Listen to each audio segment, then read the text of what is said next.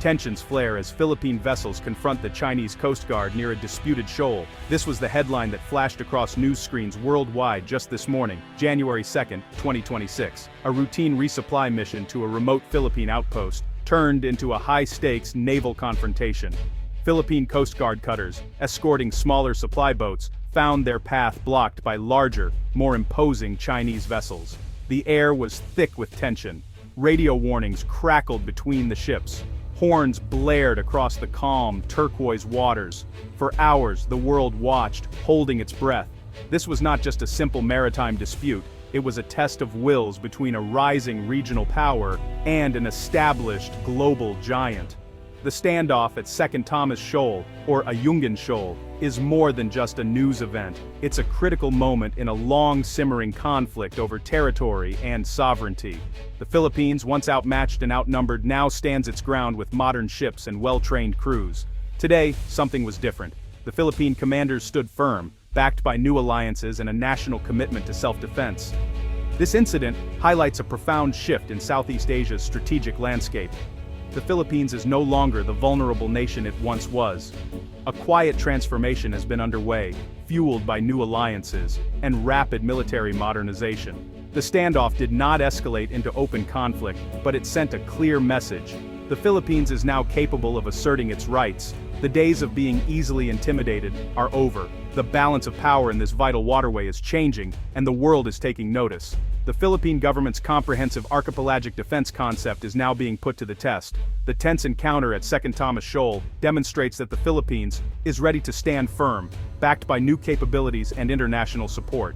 At the heart of the standoff at Second Thomas Shoal lies a most unusual military outpost, the rusted, dilapidated BRP Sierra Madre.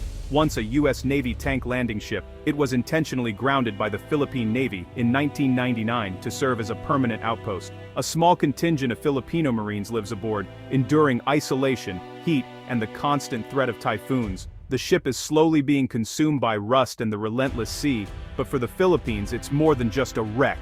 It's a powerful statement of national will, a promise that the government will not abandon its territory. Every resupply mission is an act of defiance and reaffirmation of their claim. China views the grounded ship as an illegal occupation and routinely tries to block or harass Philippine supply boats. Water cannons, dangerous maneuvers, and lasers are used to intimidate the Filipino crews. These actions are meant to make the outpost untenable, but they have only galvanized public opinion in the Philippines.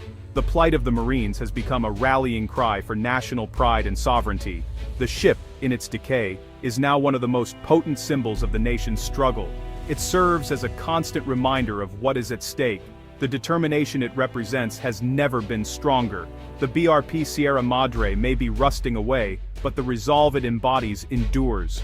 For decades, the armed forces of the Philippines focused on internal security, leaving its vast maritime borders exposed. The Navy relied on aging patrol boats, and the Air Force had few operational aircraft. This left the country unable to credibly defend its sovereign rights.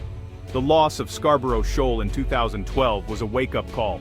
The government realized that diplomacy alone was not enough. A credible military deterrent was essential.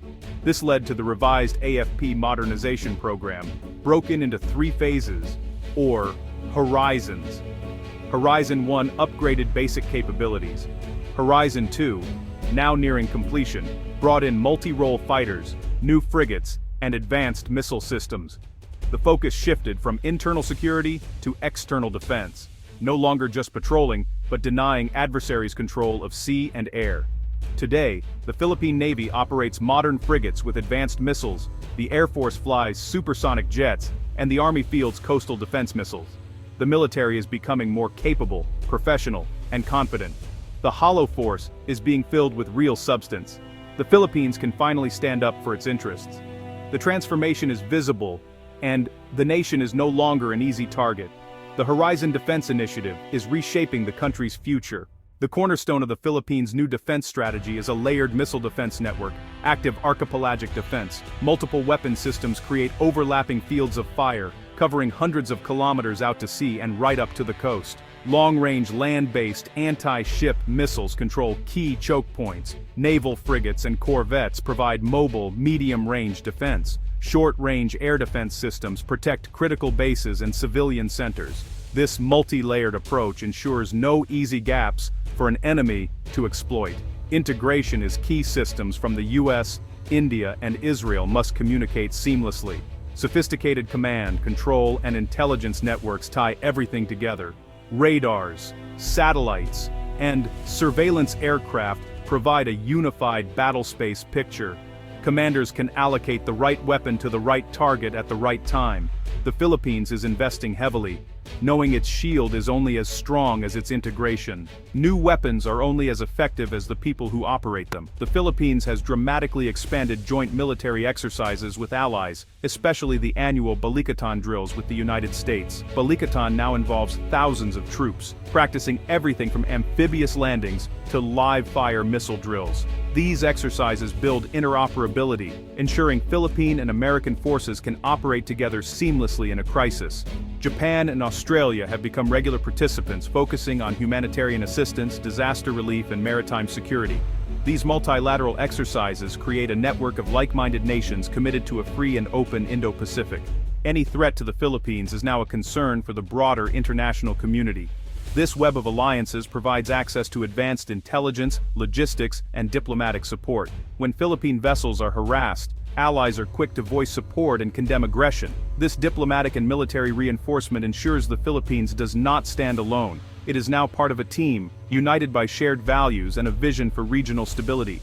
At the forefront of the Philippines' arsenal is the BrahMos missile system from India, a supersonic cruise missile deployed for coastal defense. With a range of nearly 300 kilometers, BrahMos batteries can threaten hostile ships in key areas like the Luzon Strait and West Philippine Sea.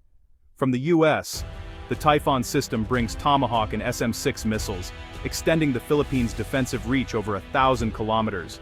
Israel's Spider system provides mobile, quick-reaction air defense against jets, helicopters, and drones. These systems plug major gaps in the country's defenses, creating a protective bubble over critical assets. The Nemesis project, with U.S. assistance, explores mobile anti-ship missile launchers hidden on remote islands. These launchers can strike enemy ships and then disappear, leveraging the archipelago's geography for asymmetric defense. This persistent, unpredictable threat makes a full-scale invasion a logistical nightmare for any aggressor.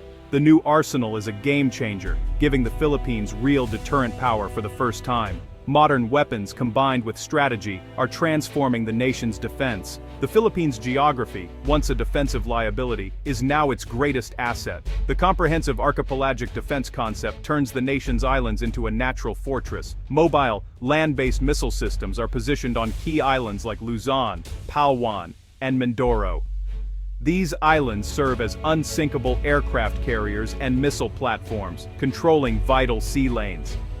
Enemy fleets must navigate a gauntlet of missile threats from unpredictable directions. Dispersed, concealed launchers are far harder to destroy than traditional warships. Local communities support defense efforts, acting as early warning systems and helping conceal launchers. This whole-of-nation approach makes every island a bastion of resistance. The defense of the Philippines is now a collective effort. Geography, technology, and people combine to create a formidable shield. China views the Philippines' military modernization as a direct challenge to its ambitions in the South China Sea. Beijing calls the buildup provocative, accusing Manila of fueling an arms race and acting as a U.S. pawn. The deployment of systems like Typhoon and BrahMos threatens Chinese naval movements and island bases. In response, China has increased diplomatic pressure and aggressive actions at sea, testing the Philippines' resolve. Gray zone tactics, coercion short of open warfare, are meant to intimidate Manila. But these actions have only strengthened Philippine resolve and pushed it closer to allies. Other Southeast Asian nations are watching, seeing a model for resisting coercion. The dragon's unease signals a shifting balance in the region. The transformation of the Philippine military marks its emergence as a significant security actor in the Indo-Pacific. Once seen as the sick man of Asia, the Philippines is now a frontline state for regional stability. Revitalized alliances with the US, Japan, and India have created a formidable coalition. The country's strategic location at the crossroads of major shipping lanes makes its new capabilities vital. By defending key waterways like the Luzon Strait, the Philippines contributes to global security. The goal is deterrence, not provocation, making the cost of aggression unacceptably high. Modern missiles, ships, and alliances are tools for peace, not war. The Philippines now stands up for its rights while pursuing peaceful solutions. The message is clear: the nation will not be intimidated or coerced. It is ready to take its place as a responsible guardian of peace and stability in Asia. The rise of the Philippines is reshaping the Indo-Pacific's future.